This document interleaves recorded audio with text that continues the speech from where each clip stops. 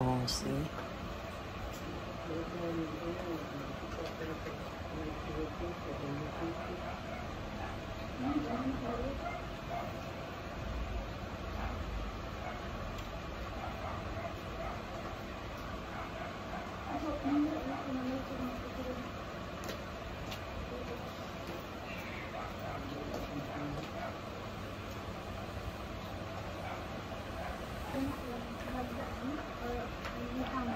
Pwede sa likod.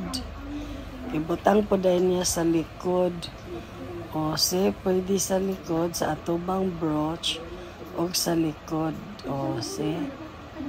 O. Pwede po sa likod ang scarf ring. Depende ra sa imo, gasa nimo ibutang. O, pwede sa likod, pwede po sa atubang.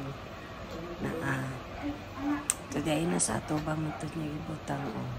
Nga naon po paghigot ang scarf ring. Para nga mahugot. Para dahil mahugot. O, naon.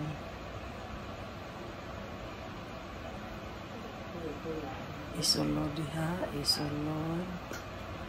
O, see, guot no. Para maguot siya. Kung gusto nimo nga guton na ito yung ibalikos. Guton pagkalar. Din ha, ibalikos. Dayon balik og sulod. Lain nga design. Lain nga design para sa paghigot sa scarf ring. Ano lang. Okay? See?